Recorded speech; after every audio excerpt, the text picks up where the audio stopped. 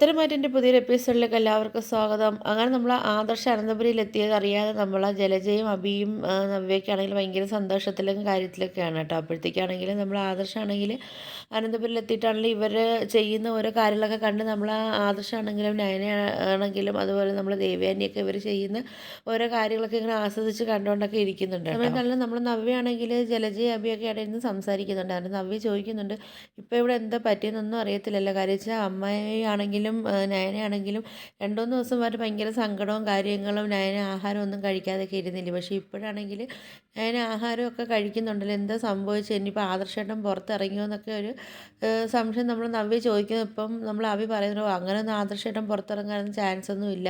കാര്യം വെച്ചാൽ മുത്തശ്ശന് ഇവിടെ ഉള്ള കണക്കുള്ള പിടിപാടൊന്നും ഗൾഫിലൊന്നും ഇല്ല എന്നൊക്കെ ഇങ്ങനെ അഭി പറയുന്നുണ്ട്. ആ സമയത്താണെങ്കിലും നമ്മൾ നവ്യ പറയുന്നുണ്ടല്ല, എനിക്ക് അങ്ങനെ സംശയങ്ങളും കാര്യങ്ങളൊക്കെ തോന്നി. കാര്യം വെച്ചാൽ ഇപ്പോൾ പഴയ കണക്കുള്ള ഒരു വിഷമങ്ങളും കാര്യങ്ങളൊന്നും അവർക്ക് രണ്ടുപേർക്കും ഇല്ലയെന്ന് പറയുന്ന സമയത്താണെങ്കിൽ ജലജ പറയുന്നുണ്ട്, അത് മോളെ നമ്മളെ കാണിക്കാൻ വേണ്ടിയൊക്കെ അവർ ഇങ്ങനെ ചെയ്തുകൊണ്ടിരിക്കുന്നത്, അല്ലാതെ അവരെ മനസ്സിലൊക്കെ നല്ല വിഷമങ്ങളും കാര്യങ്ങളും ഉണ്ട്.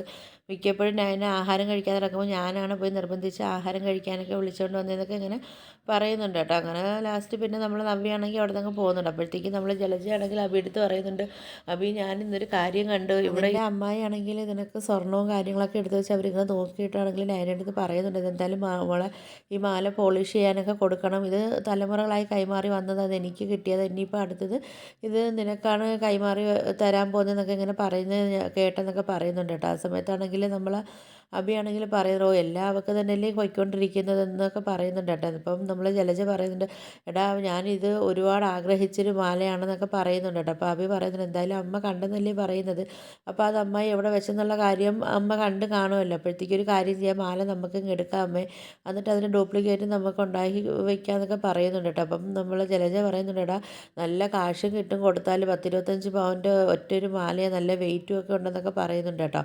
അപ്പം അഭി പറയുന്നുണ്ട്, എന്നാൽ നമുക്കൊരു കാര്യം ചെയ്യാം, അതിനകത്ത് നമുക്ക് ചെമ്പ് കൂട്ടി സ്വർണം കുറച്ചൊക്കെ നമുക്കത് ചെയ്ത് വെക്കാമെന്നൊക്കെ ഇങ്ങനെ നമ്മൾ ജലജ അഭിയാണെങ്കിൽ നല്ല മണ്ടത്തരങ്ങളൊക്കെ കാണിക്കാൻ വേണ്ടി പോകുന്നുണ്ട്. നമ്മൾ അഭിയാണെങ്കിലും ജലജ എടുത്ത് പറയുന്നുണ്ട്, എന്തായാലും അമ്മ വാ, നമുക്ക് എന്തായാലും ആ മാല നമുക്ക് അവിടെ നിന്ന് അടിച്ച് മാറ്റി എടുക്കാം, എന്തായാലും ആ റൂമിൽ ഇപ്പോൾ ആരും ഇല്ലല്ലോ, അതിനടുത്താണെങ്കിൽ അവരെന്താ വർക്കും കാര്യങ്ങളൊക്കെ ആയിട്ട് ഇരിക്കുമല്ലോ, അതിൻ്റെ കൂട്ടിരിക്കുന്നത് അമ്മായി അല്ലേ, അപ്പോൾ അവരിപ്പോൾ ആ റൂമിലോട്ട് വരത്തില്ല എന്നൊക്കെ പറഞ്ഞിട്ട് നമ്മൾ അഭിയും ജലജയും കൂടെ ആണെങ്കിൽ ആ റൂമിലോട്ട് പോയ മാലയൊക്കെ എടുക്കുന്നുണ്ട് കേട്ടോ. അപ്പോഴത്തേക്ക് ആ മാല കണ്ടിട്ടാണെങ്കിലും നമ്മൾ അഭിയാണെങ്കിൽ ആകെ ഞെട്ടി നിൽക്കുക കേട്ടോ. അതിൻ്റെ ആ വെയിറ്റും അതൊക്കെ കണ്ടിട്ടാണെങ്കിലും നമ്മൾ അഭിയാണെങ്കിൽ ആകെ ഷോക്കായിട്ട് നിൽക്കുന്നുണ്ട്. അങ്ങനെ നമ്മൾ ജലജ പറയുന്നുണ്ട്, എന്നാൽ മോനെ നീ ഇതൊന്ന് പിടിച്ച് നോക്ക്, ഇതിൻ്റെ കനവും ഇതൊക്കെ കണ്ടോ എന്നൊക്കെ പറഞ്ഞിട്ടാണെങ്കിൽ നമ്മൾ ജലജ എടുത്താണെങ്കിൽ ആ മാല എടുത്ത് അഭിക്ക് നേരെ നീട്ടുന്നുണ്ട്. അഭിയാണെങ്കിൽ ആ മാലയാണെങ്കിൽ കൈ മേടിച്ചിട്ടാണെങ്കിൽ പറയുന്നുണ്ട്, അമ്മ പറഞ്ഞു ശരി, ഇതിന് നല്ല വെയിറ്റും കാര്യങ്ങളൊക്കെ ഉണ്ടല്ലോ അമ്മേ, എന്തായാലും ഇത് കൊടുത്തു കഴിഞ്ഞാൽ നല്ല കോടികൾ കിട്ടും, കരിച്ച് ഇപ്പോഴത്തെ സ്വർണ്ണത്തിൻ്റെ വിലയ്ക്കാണെങ്കിൽ നല്ല പൈസയൊക്കെ കിട്ടും എന്നൊക്കെ പറയുന്നുണ്ട് കേട്ടോ. എന്നിട്ട് നമ്മൾ അഭി പറയുന്നുണ്ട്, എന്തായാലും അമ്മ ഇതെന്തായാലും പോളിഷ് ചെയ്യാൻ കൊടുത്താൽ പോലും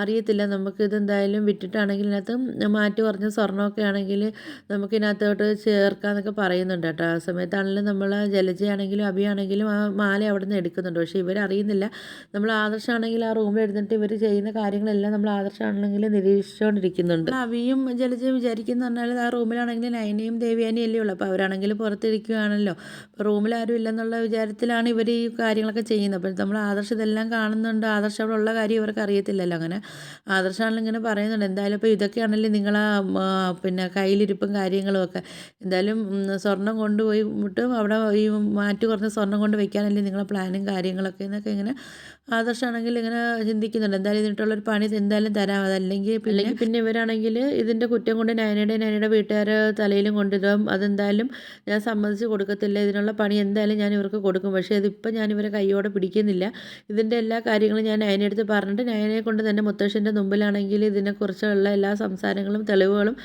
മുത്തശ്ശൻ്റെ മുമ്പിൽ വെച്ച് നമുക്ക് നിരത്താമെന്നൊക്കെ ഇങ്ങനെ ചിന്തിക്കുന്നുണ്ട്. എന്തായാലും ആ സമയത്ത് തന്നെ ഇവർ എന്നെയും കാണട്ടെ, ആ ഒരു ഷോക്ക് ട്രീറ്റ്മെൻറ്റ് കൊടുക്കണമെന്നൊക്കെ ഇങ്ങനെ ആദർശം ചിന്തിക്കുന്നുണ്ട് കേട്ടോ. എന്തായാലും ഈ 2 ഷോക്ക് ട്രീറ്റ്മെൻറ്റും കൂടെ ഇവർക്ക് എന്തായാലും കൊടുക്കണമെന്നൊക്കെയുള്ള ചിന്തയൊക്കെ നമ്മൾ ആദർശിൻ്റെ മനസ്സിലുണ്ട്. അങ്ങനെ നമ്മൾ ജലജയാണെങ്കിലും അഭിയാണെങ്കിലും ആ മാലയും കൊണ്ട് അവിടെ നിന്ന് പോയിട്ടുണ്ട് കേട്ടോ.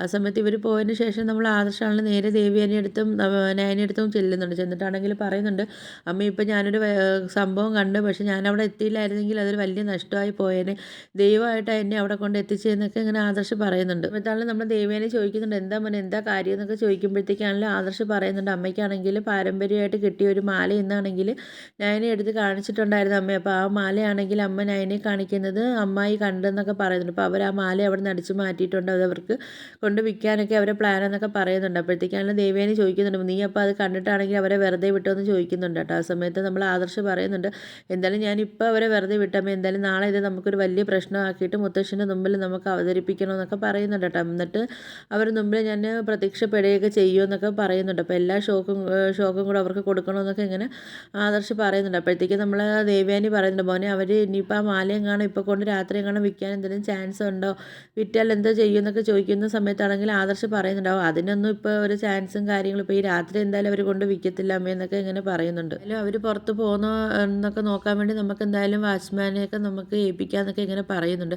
അങ്ങനെയാണെങ്കിൽ അവർ പുറത്ത് പോവുകയാണെങ്കിൽ നമുക്ക് അതിനനുസരിച്ച് നമുക്കും നീങ്ങിയാൽ മതിയല്ലോ എന്നൊക്കെ പറയുന്നുണ്ട് കേട്ടോ. അങ്ങനെ നമ്മൾ ജലജയ്ക്കും അബിക്കും ഇട്ട് കൊടുക്കാനുള്ള നല്ലൊരു മുട്ടൻ പണിയായിട്ടാണ് നമ്മൾ ആദർശും ദേവയാനിയും നയനയും ഒരുങ്ങിയിട്ടുണ്ട്. അപ്പോൾ നമുക്ക് ഇനി വരുന്ന എപ്പിസോഡുകളൊക്കെ നല്ല അടിപൊളി എപ്പിസോഡാണ്. അപ്പോഴത്തേക്ക് നിങ്ങൾക്ക് എൻ്റെ വീഡിയോസൊക്കെ ഇഷ്ടപ്പെടുകയാണെങ്കിൽ ഒന്ന് ലൈക്ക് ചെയ്ത് ഷെയർ ചെയ്ത് സബ്സ്ക്രൈബ് ചെയ്ത് കൂടെയുള്ള ബെല്ലൈക്കൺ എനേബിൾ ചെയ്തൊന്ന് സപ്പോർട്ട് ചെയ്യണേ.